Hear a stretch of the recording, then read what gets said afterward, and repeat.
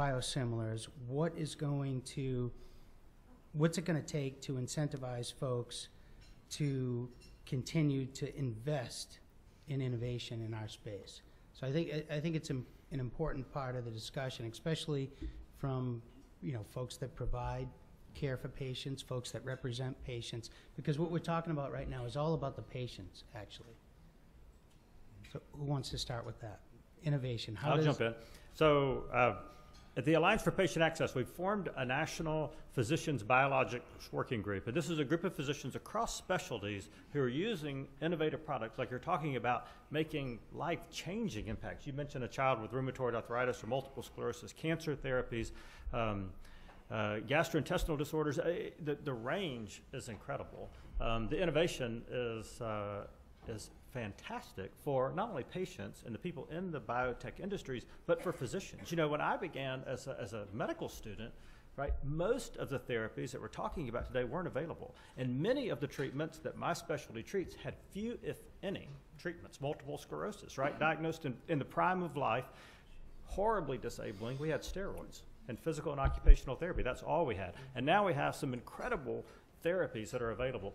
Our Physician Biologic Working Group has produced white papers. So on our website, the Alliance for Patient Access, we have white papers that describe sort of what are biologics and then some case examples of how specialty tier and copay not only affects patients, but I believe in the long run is going to have an incredibly detrimental impact on innovation and the ability to innovate and bring the next generation of biologics.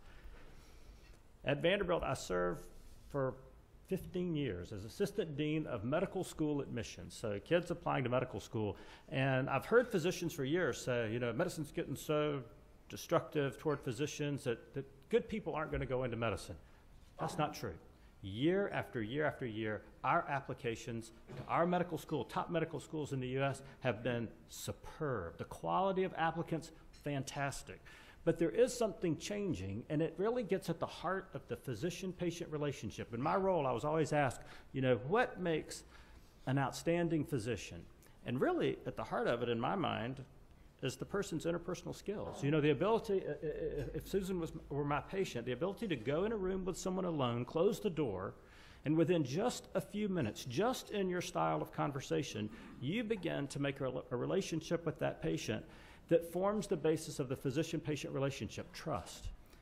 And it's based on, right, the physician having knowledge, got to be smart, right? The physician has to keep the things the patient tells them private, right? And then they have to have the patient's best interest at heart, not the hospital, not the insurance company, but the patient's best interest at heart. And you don't do that as a physician by going in with the patient and saying, I'm really smart, I won't tell anybody what you say, I'm gonna have your best interest at heart. You do that by the way you communicate and the way you touch the patient when you examine them.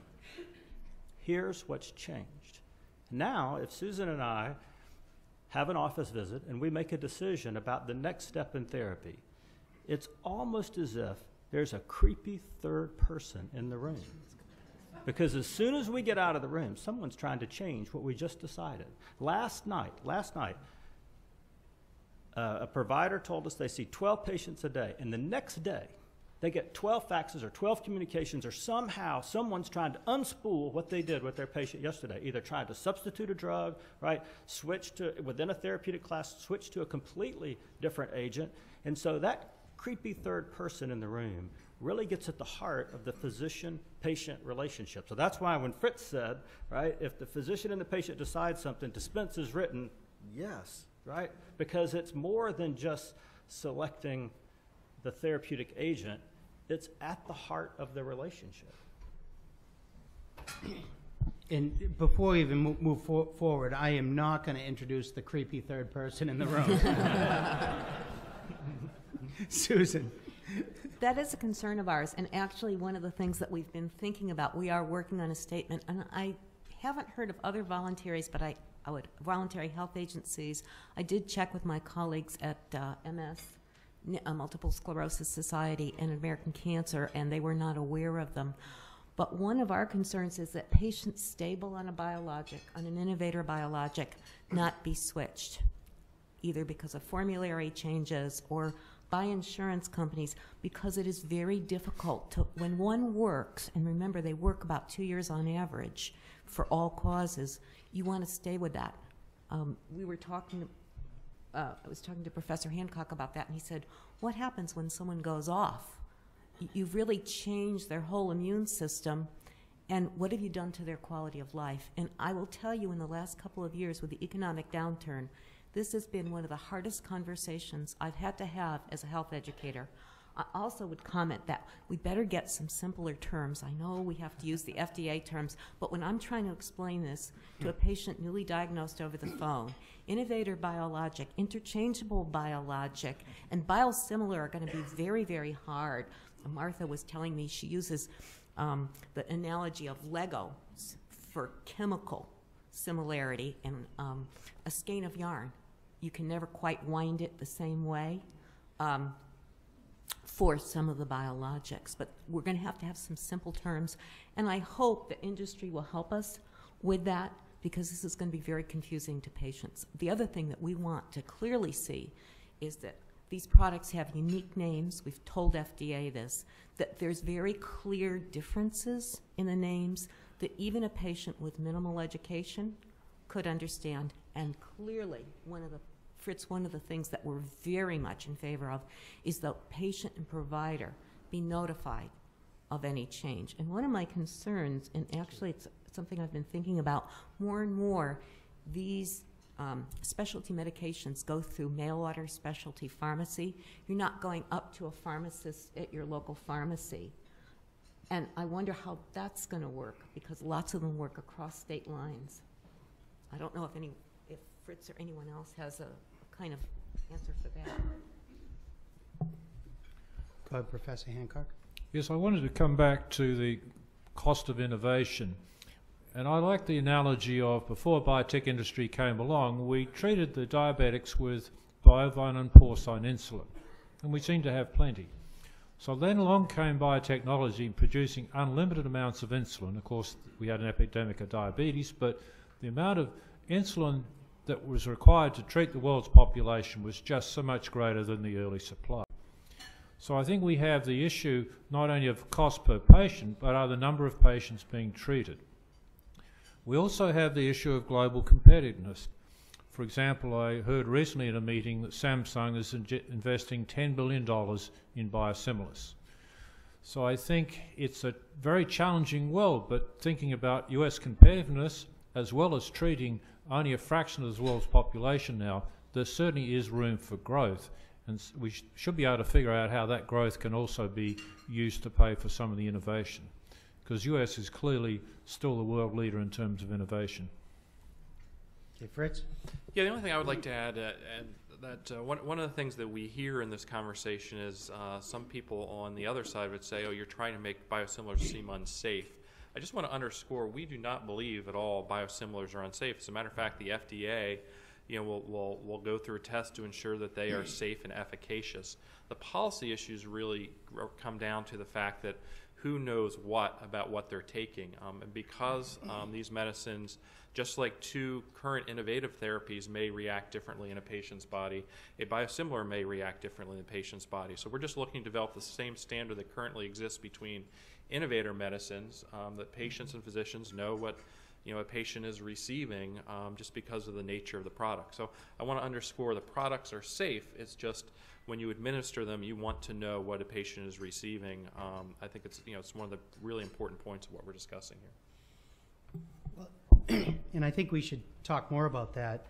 Do we feel that the FDA's standards for approval on biosimilars will be the last word on products, or do you anticipate that there will be some need for state regulation of these products as well? We have an audience here of state leaders and staffers. I think it's important that we talk about it. Sure. So Fritz, do you want to start with that? Sure. I mean, I think the FDA will develop a standard for interchangeability and how biosimilar pathway will work. But actually, it's left up to state policy to determine what happens at the pharmacies and what kind of products get substituted.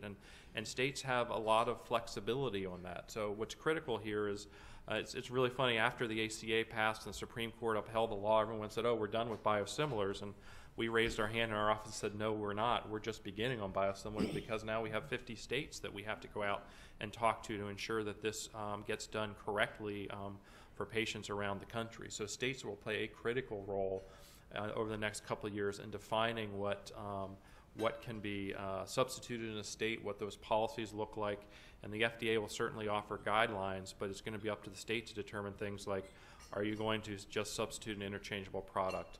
Is there going to be physician notification? Is there going to be patient notification? Those are not going to be issues decided at the federal level, but issues that states are going to have to address.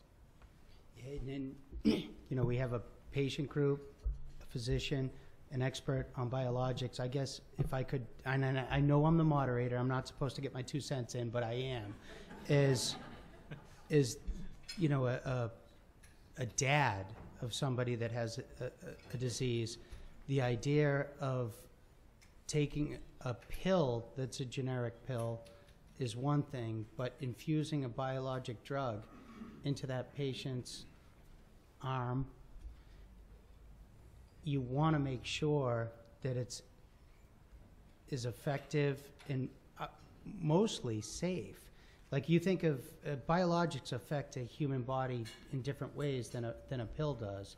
And I guess from a physician standpoint, I couldn't imagine my son getting a different biologic drug without the doctor being involved. So I guess the ask in a very simple way to the policymakers in Massachusetts is that if there is going to be a switch because it's more cost effective, which is okay, that the doctor be involved, the patient be involved, everybody knows what's happening and there's some oversight of that. Is that correct?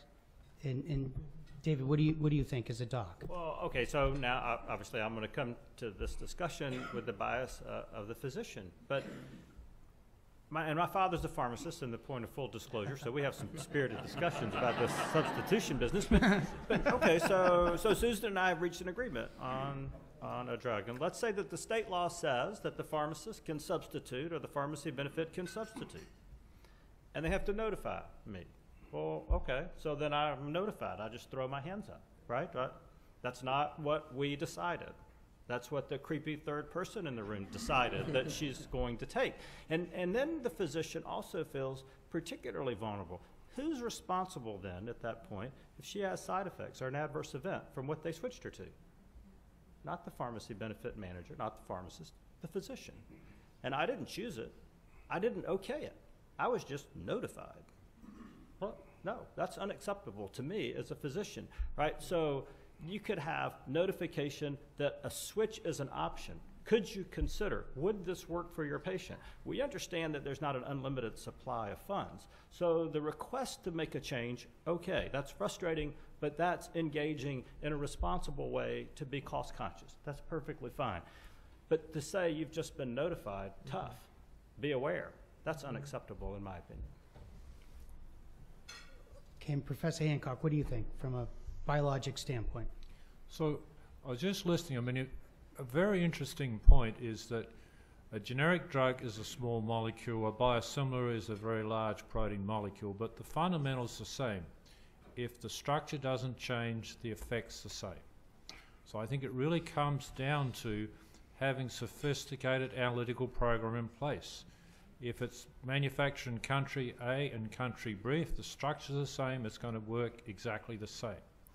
Now, it's a very complicated analysis. You need a strong collaboration between the manufacturing and formulation folks and the analytical folks. But if the structure's the same, it's going to work the same. Okay, All right. yes? So I will not go toe-to-toe with you, but I will raise some practical concerns. So let's just talk about generics first and foremost. I think we all agree that generics are fine. My child has an ear infection and a generic amoxicillin. Okay, I don't have a problem with that. But in the area of epilepsy, this came up at our dinner last evening. In the area of epilepsy, right, small molecule drug, we'll use phenytoin as the example. Multiple generic makers of that. You have a patient who's therapeutic at a blood level of 15, right, and they're seizure-free and they've returned to work. They get at their pharmacy the next month the next generic that the pharmacy got the best buy on. And I understand them going for that best buy. Well, the FDA in their analytics allows a window, about 20% in fact, of the bioavailability of the drug. So the patient takes the new generic and their level falls from 15 to 12. It's still in the therapeutic range, but not for that individual patient. They have a seizure, end up in the ER, then they have to be 6 months seizure-free on the new generic. So in our state, we passed a law that even the generics can't be switched without notification so you can check the blood level. So to say that a biologic with an incredibly complex structure, if it's identical, is going to work the same in a patient, I would raise the issue about what about the excipients? What about the other things that are in the manufacturing process that could in fact alter the way the patient responds to it, or allergic reactions or other immune reactions? I think the complexity of biologics in their manufacturing, even if the core therapeutic part of the agent you're delivering is technically identical, there are other elements that can change the dosing, the side effects, and the patient's immune response. So I still have concerns going all the way back to the small molecules and certainly for large molecule biologics. So if I could come back to your toe, I completely agree with you. I mean, in the early days of introduction of insulin, there were children who were switched from the old animal insulin to the new biotech insulin, which have the identical sequence of the human sequence. And there were unfortunately a number of fatalities. And whether that was due to a difference in structure or a difference in formulation, the whole thing was tragic. So there's always a risk in switching. And so that leads to conservatism. But I think we underinvest in the analytical and process development area. And one of the challenges, if you run an analytical department in a pharmaceutical company, you really need to watch the front door and make sure unsafe products don't get out. It's not because anybody's being sloppy, it's because it's being complicated. So as we move forward, when I said that, I don't want to see the patient be the ultimate test of whether anything's right or wrong. But I'm just trying to communicate how fast the science is evolving so that we have the opportunity to really understand if something's different or not. And it could be the formulation, it could be a host cell protein, it could be a stopper impurity, and so on and so on. But if we have enough of the analytical processes in place, we can protect the patient. Do any of you folks feel that with federal healthcare reform and the new initiative, it's going to actually increase the demand of biologics? Do you think this is the future of our industry? Oh, absolutely, but it's not only because of that, but I think what we're seeing is the science is the future of our industry. You know, what people have to realize is 30 years ago was when the first biologic was approved, and in 30 years we've come a long way. I think there are over 200 and some biologics on the market now, and a full 50% of all drugs under review at the FDA now are biologic medicine. So biologics are here to stay, and they're really going to be the products that are looking to attack diseases for which right now there's no known treatment or cure. And so absolutely, I think the growth of biologics is going to continue. And I think that's why it was very appropriate the ACA created the biosimilars pathway so that we can get biosimilars to the marketplace and hopefully provide some other alternatives to the innovator products. But the key here is going to be also to keep innovating. I think everyone on the panel agrees with that. Right. Do we feel that the biosimilar market is going to be good for the economy in Massachusetts? Do you feel companies are going to make these products? Yeah, absolutely. I think companies will certainly make these products. I think one of the things that policymakers have to understand when you're making these products is like the products themselves are complex, making them is very complex. So one of the issues here is you're not going to see a dramatic price difference like you do with generics. Policymakers are used to seeing, ultimately 80–90% price break when a generic small molecule comes to the market. That won't happen here because the complexity of the manufacturing process. You're not just stamping out pills. You're actually growing a living cell, and it takes 6, 8, 12 months to produce small vials of these products, and it's a very expensive process. So you're not going to change that part of it. But I do believe Massachusetts have many companies that are very well situated and have manufacturing capacity to manufacture both innovator and biosimilars. I mean, the interesting thing about this conversation is we're talking about innovator products, but many of our companies that are developing innovator products will also the ones that have the capacity to manufacture biosimilars. So I think Massachusetts is really well positioned for a win-win, both on the innovator side and the biosimilar side. That's great. So, I mean, one way that we can get return of investment on all our wonderful educational and medical facilities here is a very simple formula. We need to sell more product. So how do we sell more product? By expanding the market. And I go back to the introduction of the tissue plasminogen activator, the enzyme dissolved blood clots. And so Genentech got into an argument with the competition, which was streptokinase, a bacterial product which caused a precipitous drop in blood pressure. They fought a war about which product was better, instead of concentrating on expanding the market size. So I think we have this danger here where it's complicated and we can end up arguing with each other rather than focusing on, if we can sell more product, we're going to make more money. That's going to allow us to invest more. It's a challenging problem, though. If we start dropping prices too quickly, then of course that's not going to achieve that goal. But at the end of the day, you sell more product, you make more money. It's wonderful. I want to go to the audience. Do we have any questions from the audience at this point? Yes, sir. Just a quick question. We've talked a lot about comparing biologics to small molecules. Most small molecules are given out of the pharmacy and dispensed at the pharmacies. Biologics are typically, I think, through a physician's office or in a hospital. So could you just talk about, like, what percentage of the biologic market we're talking about here being dispensed from the pharmacy?